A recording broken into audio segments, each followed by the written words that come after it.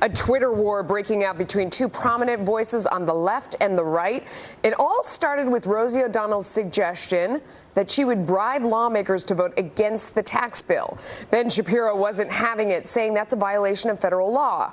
From there, things got increasingly, well, personal, with O'Donnell telling Shapiro to do things that we can't say here on television, prompting Shapiro to send out this tweet today. Just reported Rosie for targeted harassment, mainly to see if Twitter does indeed have a double standard. Everyone knows if Rosie were conservative, Twitter would suspend her in a hot second. So Twitter, put your money where your mouth is, #MeToo.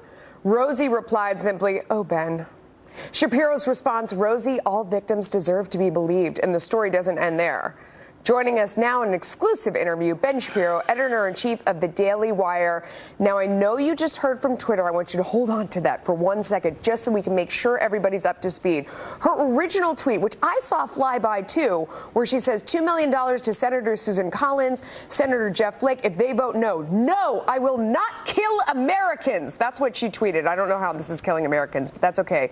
For the sour rich, I think it was supposed to say super, but she was impaired in some way while doing this, probably with her fingers.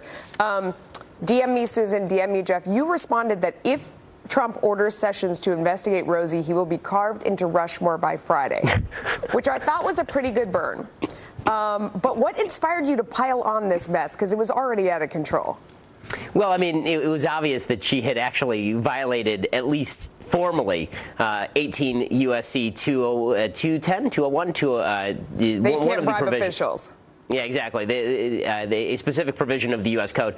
And in doing so, she had done this on Twitter. And so I sort of piled on a little bit. And she responded by essentially telling me to perform an anatomical act on her that certainly would fall under Me Too sexual harassment.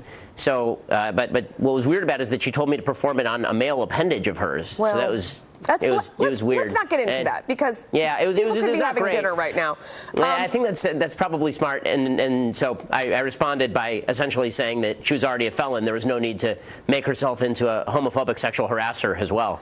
So things sort of degenerated from there. Yeah, absolutely. But the serious part of this is that she told you to do things to her that, of course, Harvey Weinstein and lots of people are in trouble for trying to get people to do to them. And if there was...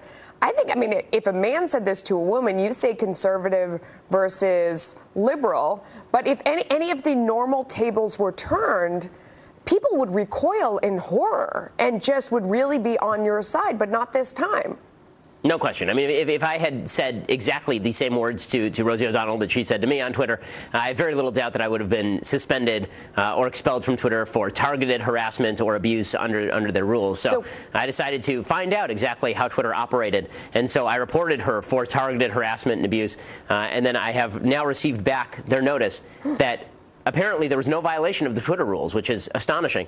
They say that she did not actually perform behavior that crosses the line into abuse.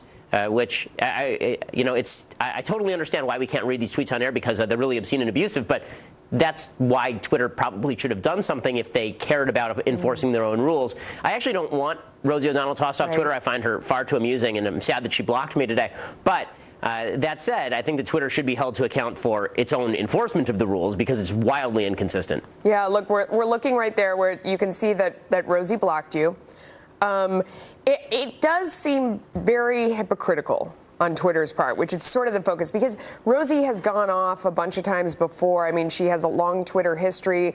Some of her best times were during the debates where she called President Trump all kinds of names, comparing him to body parts, saying how orange he was, talking about his appearance. I mean, again, things that if tweeted at a woman, or if tweeted at Hillary Clinton about her appearance, people would be all up in arms. But this is what she was doing to Donald Trump. She even said he was like the snake oil salesman from Little House on the Prairie, which I kind of liked for obvious reasons. But all these things going on, she's on Twitter, but Twitter does nothing about it when she attacks someone with what should be sexual harassment. Do they have a track record of banning other people for saying things like this, though? Well, I mean, they do have a track record of at least blocking people's tweets that are considered abusive or suspending people who are abusive. And they have a track record of going after people for political reasons as well. Again, their terms of service suggest that you are not allowed to issue tweets like this, but they have a rather arbitrary standard, obviously, for what they choose to enforce or not enforce. My guess is that they didn't want to open the can of worms that would have necessitated opening in order to take any action against Rosie O'Donnell for suggesting that I do certain things to her, which is horrifying. I'm still stuck on the fact that she seemed very sincere in the fact when she went on originally and she tweeted long tweets about exactly how much money she wanted to give for them to vote no and DM me. And I mean, she sounded very serious. So I don't know. There's a lot of debate right now about whether or not that's a violation of the law since it was on Twitter. We'll see. Ben Shapiro, hat tip to you, my friend. Thank you for coming on. Good to see you. Thanks. Well, now that we have that solved, we'll move on to something a little merrier. We'll be right back.